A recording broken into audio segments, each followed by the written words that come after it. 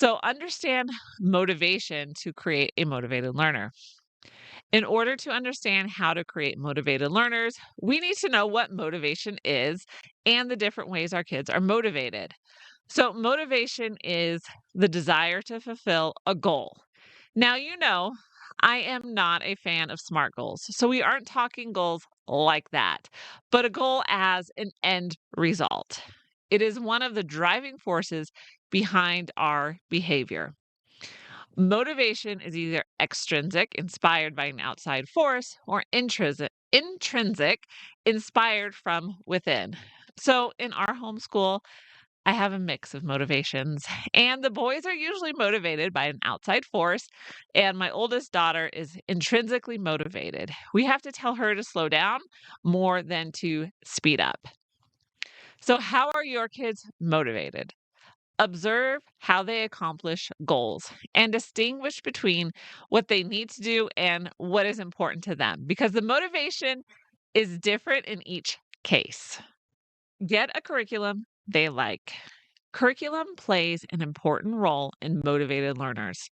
Your kids are not going to be in love with all curricula, but there will be some that they prefer over others. Whether it is a homeschool all-in-one or you piece it together, try to give them a curriculum that they will actually like to do. And this will not be perfect, so set realistic expectations. A curriculum they don't dread is a good enough goal for your curriculum choices. If your kids dread the curriculum they are using, then every day is going to be frustrating for all of you. If you dread the curriculum they are using, then you will be frustrated too. Also keep this in mind. Just because you like a curriculum doesn't mean it fits your kids' learning style. And the curriculum you dislike may be the perfect fit for them. So my daughter has begged me not to change her curriculum. She uses Abeka Academy and always has. And here's the thing, when I was homeschooled and I used Abeka Math, I swore to myself that I would never use it again. I did not like it at all. And now I use it for my kids. Ditch perfection. If you spend any time on social media, then you see the post of the ideal homeschool. We all post them. It's okay because we have some days like that, but not every day is like it. We are going to have bad days, frustrating days, and days we just need to take a break. That is the entire reality of homeschooling.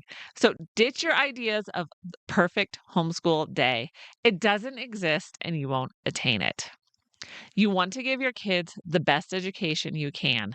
Sometimes kids need deadlines. Yes, depending on the age, it is a life skill to teach your kids how to meet deadlines.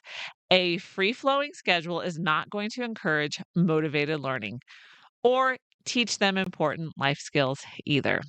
Now, let me add this. I don't think your 4 or 5-year-olds need to learn how to meet deadlines or sit at a desk for 7 hours a day. That isn't age appropriate. But your high school student should be more than capable of meeting a deadline and finishing the task before him. The perfect homeschool day doesn't need to look like all the social media posts we see of kids splashing through the creek or climbing rocks in the woods. We have neither of those where I live, or very few at least. So that's not happening. It can be sitting at their desk, finishing their workbooks because that is what's best for them. I recently listened to a podcast on writing. The interviewee was talking about how the school system doesn't encourage the creative process because the creative process involves making mistakes, but the school system only allows for one chance to take a test or write a paper, and that's it. However, the writing process is all about being able to get something wrong and change it. So, mom, this is the greatest gift we can give to our kids. Things don't have to be perfect, even with their schoolwork. We get the opportunity to take steps in a direction and fix it later. Ditch the idea of a perfect homeschool day or striving for your first grader to learn algebra. Teach your kids that they can make mistakes, but also how to fix them. Now, I might need to say this too.